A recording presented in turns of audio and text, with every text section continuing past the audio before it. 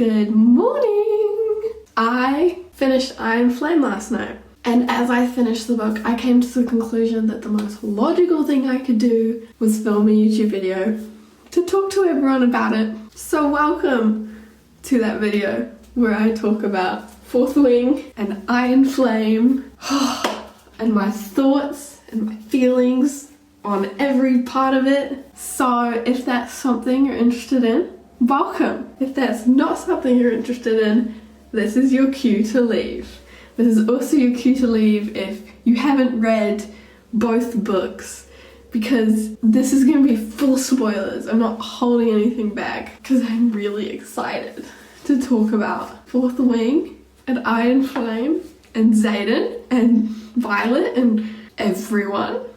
Anyone else absolutely obsessed. And while I talk to you about this, I will be getting ready for the day because I'm gonna film a couple more videos today. I'm so excited. You see, in my house, when I'm reading and I'm excited about a book, I tend to yell at my dog and he runs away from me because he's not interested in any of my ramblings about books. So what's a better way than to just talk to a camera and put it on the internet?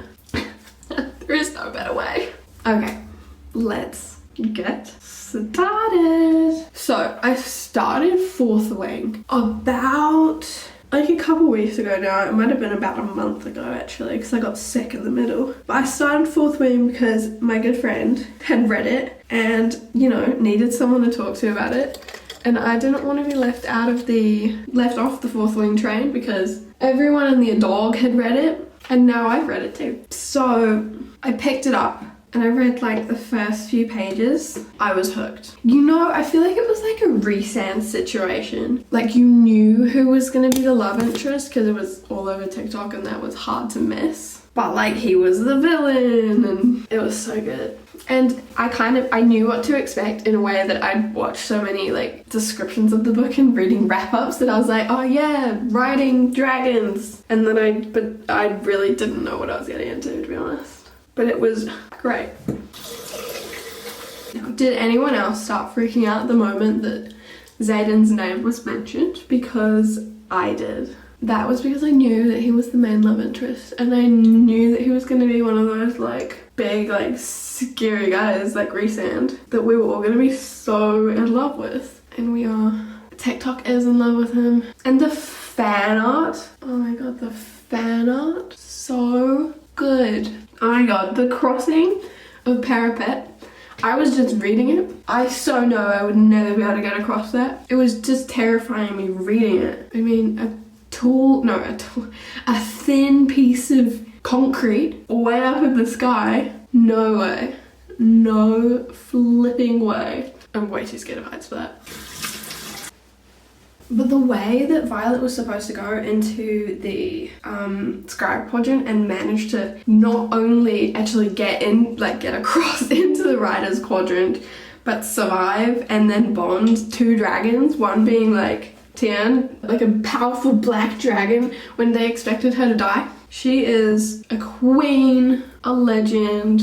I love her. From the first book, I don't really remember anything I was like completely shocked about. I loved the introduction of Xaden. The way he trained her. I mean, after threshing, I feel like that's when the real like found family sort of came about, and you've got like Liam and Imogen and Rhiannon and Riddoch and Sawyer. Oh, Sawyer. And Xaden, obviously.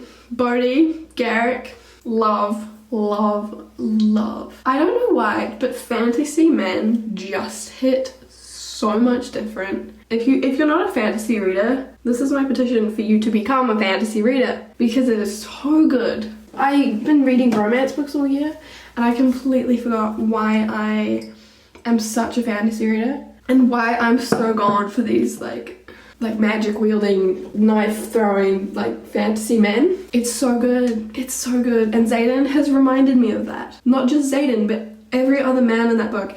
Violet has reminded me of that because fantasy women, whoo, there are so many badass women that come from these fantasy books and I want to be like them, but I literally can't.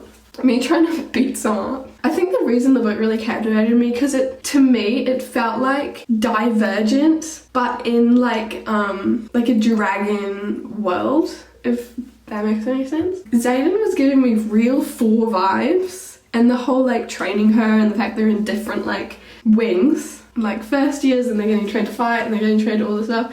So it seemed to me like a real mix of like Divergent and like ACOTAR and like all the fantasy books. Also with the lightning wielding thing, gave me real Red Queen vibes. But yeah, the Divergent, the 4 vibes, I really loved that because Divergent was like the first book that ever really got me into reading. Oh, I've seen a lot of TikToks about discussing like the size of, what's his name, Tian, and like, what's the bigger dragon? Kodar?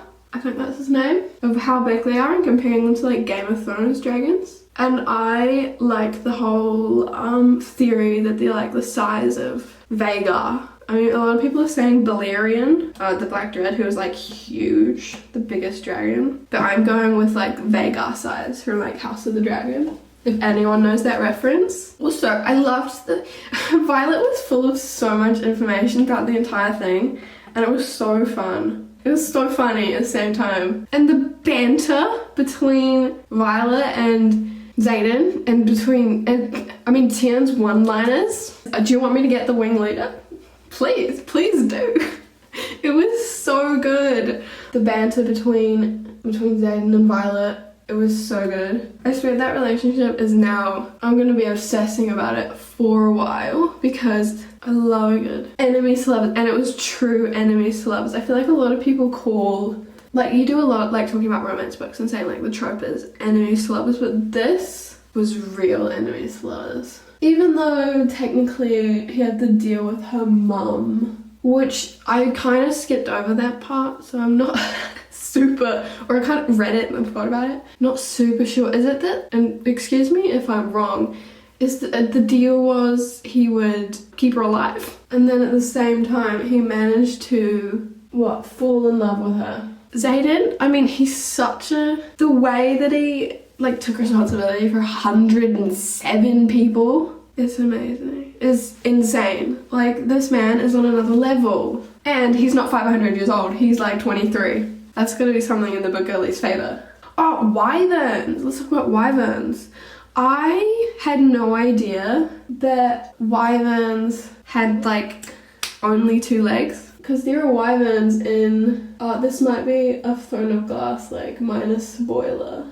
Just warning, just skip ahead a couple minutes if you don't want to be spoiled. But there are wyverns in Throne of Glass. And Manon, obviously, like she rides a wyvern. And I'd always just assumed that they were kind of the same as dragons. Like, I didn't assume that they were anything different. But with Violet and all her freaking mythology, I now know the wyverns, have only 2 legs and like the wings. Oh, another similarity to Divergent was when they, like I was doing reading, I was just picking up on all the ways it was similar. And then when they attacked her in her sleep, that reminds me of that one scene in And Then He Saves Her, which is like Divergent, where they attack her and try to kick her off the ledge. And 4 comes and rescues her. Those are the reasons why I was so gone for this man. Because he's like 4. Okay, let's talk about Liam. Liam is by far my favorite like supporting character.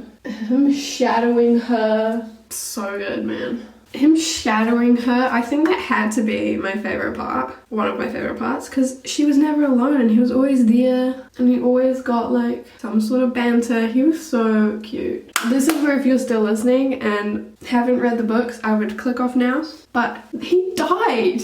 Why? Rebecca Yarros knew what she was doing killing him off. She knew that he had become like everyone's favorite and she did it anyways. And now I miss my baby Liam. Oh, that looks so great. Looks really great on camera. And he died. And I, in that scene, I mean, obviously they're at war and they're fighting people. I wasn't expecting her to kill people. Like, these are children. Like, don't kill off my baby, you know? So upset. Because we didn't even get that much time with him. Liam. And it has been my honor the quote. How do you not just like fall apart, break down crying and like cry your eyes out because you miss Liam so much? You can't. Since we're on the topic of that and the reason they were even in Athabine, let's talk about everyone's favorite character, Dane. You know, I feel like I do not have as much hate for him as the rest of the world does. There's so much Dane slander everywhere because everyone was hating on Dane, and like I get what he did was bad, and yes, he read her mind and set off the chain reaction that sent him to Athabine and then got Liam killed, but he didn't know what he was doing. I'm not saying that Dane is my absolute favorite character and everyone should love him as much as I do, because I don't. But I do think we like maybe attack him a little bit too much. He just read her mind. He thought he was doing it for the good, and then, you know, he kind of redeems himself in Iron Flame, the way that he comes back. But I do agree, he has a bit of a, I don't even know, a poopy face, but yeah.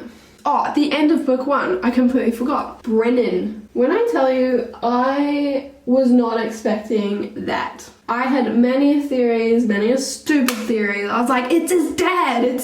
Yeah, that was pretty much my own theory. But the fact that it was Brennan, caught off guard, man. Did not expect to see him here. It was very much like, what are you doing here moment. Like, I thought he was dead. I thought that was the end of it. I didn't really pay any much attention to it. But obviously, he's back.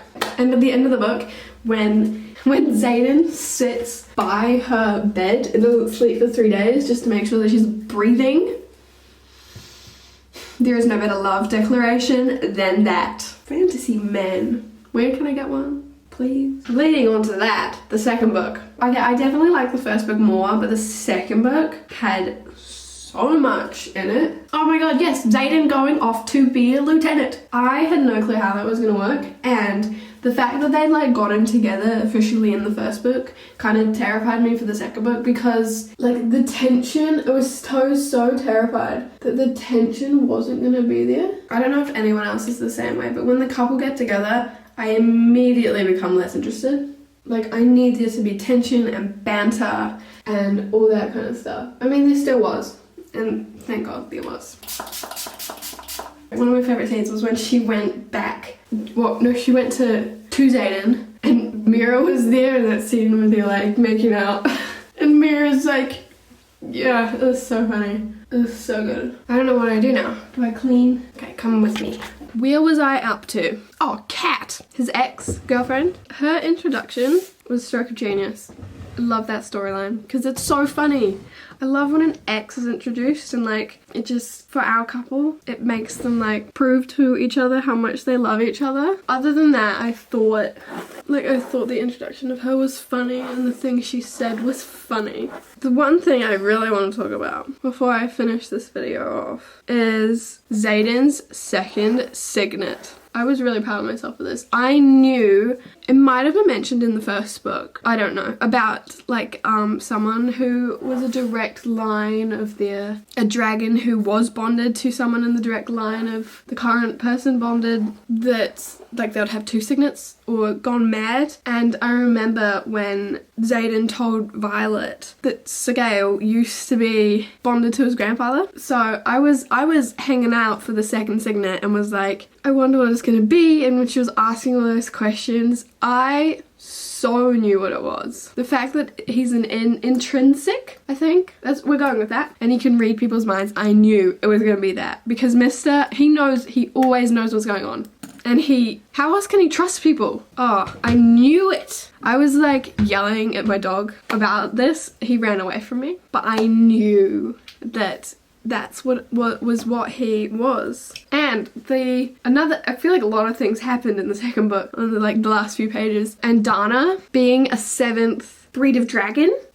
What in the world? I was not expecting that, but it happened and it was great. And getting the wards up, and then dun dun dun, both Jack Barlow and Xaden are venom. What in the world? You're kidding. There is no cure? What the actual heck?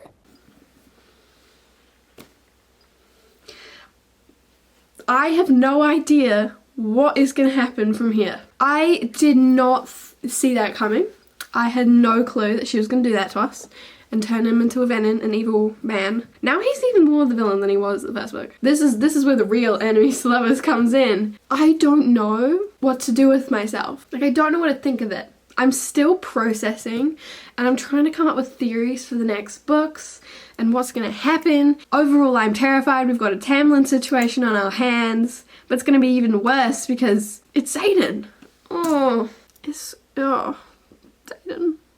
A venom. Well, on that lovely note, I am all ready, and that's the end of the video. That's all I've got for you today. If you made it all the way to the end, thank you so much for watching, and I hope you loved Fourth Wing and Iron Flame as much as I did. If you have any hot takes, anything you want to say, feel free to post in the comments and we can discuss. I'm always happy to discuss anything to do with books with people. But yeah, I hope you enjoyed this video. If you are interested in seeing any of these again, I have a lot of things to say about a lot of books. So let me know and I will hopefully see you guys in my next video. Bye bye!